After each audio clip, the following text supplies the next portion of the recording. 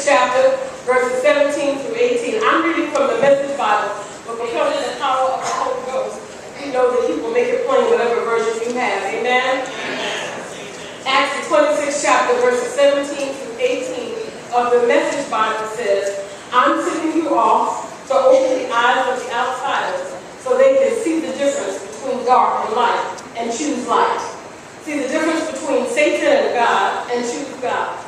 I'm sending you off to present my offer of sins forgiven and a place in the family, inviting them into the company of those who begin real living by believing in me. Let us pray. Father God, you know these your people who are gathered here tonight, you know exactly what they need. So God, I'm asking that you would open our eyes and open our ears and open our heart and open our spirit to the word that you hand tailored to these your people. God, let the words of my mouth and the meditations of my heart be pleasing and acceptable to your sight, for you and you alone are my strength and my redeemer. In Jesus' name, amen. Amen. Amen. I have a very simple sermon topic on today, and that is simply shine. Turn to your neighbor and say shine. That's all I want to say now. Say a little bit about shining and I'll be done. A few weeks ago, I was blessed to travel to New Bern, North Carolina. I've not been to New Bern, North Carolina before, and I drove along with some of my driving companions. I went there for a Christian education conference and left driving with my driving companions. I told you to say I was riding, I wasn't driving, and we went an interesting route. I don't know how many of you know anything about New Bern, North Carolina, but the closer I got to New Bern, the darker it got. And as the night came and it got even darker, I realized that the route I was taking, there were no street lights in New Bern, North Carolina. And even though I moved out of New York 30 years ago, I live in Maryland, I'm still a city girl. I'm always looking for street lights. But as I was driving down the road in New Bern, North Carolina, there was no light to be found, no lights to guide the way. In fact, I said to one of my driving companions, does everyone in New Bern go to bed at dusk? Because there weren't even lights on in the house. It was total darkness. But I'm so thankful I was driving in a new vehicle God allowed me to purchase. And so as I was driving, all of a sudden the lights came on. And the lights shined on the road in a certain way that as I turned, the lights turned. And as I turned another way, the lights turned another way. And if it had not been for those lights, I would have never been able to navigate the darkness and get just exactly where I needed to go. If it hadn't been for those lights, specifically shining in the dark places so that I might see my way to the city and the hotel in which I was staying, I would never have fulfilled the plan that God had for me for that day. Well, I learned a little bit about my lights.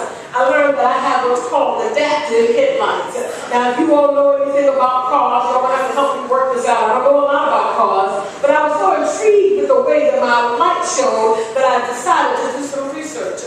Adaptive headlights are those that shine directly on the path of travel. Standard headlights shine on the side of the road more than the road itself. So if you have a car with standard headlights while the lights are part of the road, when you move around the corner, the light is shining, is focused on the side of the road instead of the road itself. Adaptive headlights react to the steering speed and elevation of the car, and they automatically adjust to shine on those dark and winding roads.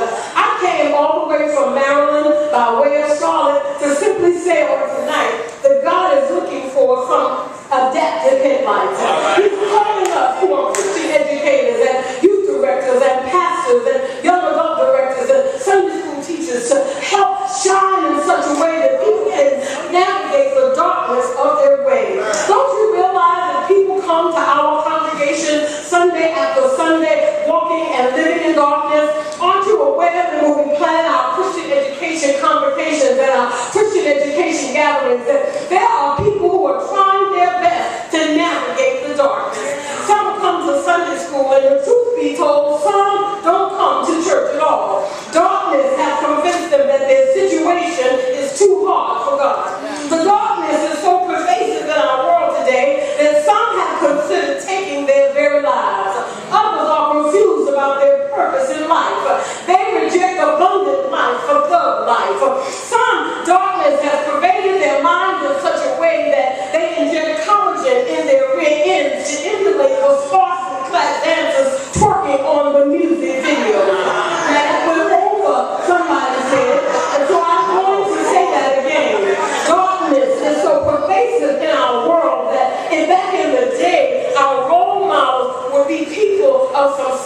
darkness. But today, too many of our daughters' role models are the video vixens. I know y'all are holy, you all don't know nothing about video vixens. But a few who might have been in the store and happened to walk past the television and saw somebody and a lot of their reel was showing and they were twerking. If you don't know what twerking is, ask one of these young people today. I know y'all holy, I know y'all on the praise team. I know you're lifting up holy hands, but I know somebody in this house knows about twerking.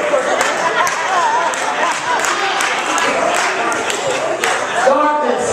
The sadder thing about darkness is some have become so accustomed to darkness that their eyes have adjusted. Y'all don't hear me. And they cannot distinguish between darkness and light, Satan and God. And so they are confused. They think that they are walking in light, but they are really walking in darkness. God has called us to shine so that people can distinguish the difference between the two. In our text on tonight, we find Paul giving us some valuable lessons about shining in a dark world. If I had a lot of time, I would give you the history of Paul, but I know you all already know that Paul was once called Saul, and Saul thought that he was doing what was right. Saul didn't realize that he was walking in darkness. Saul described himself as a third generation Zionist. He said that he did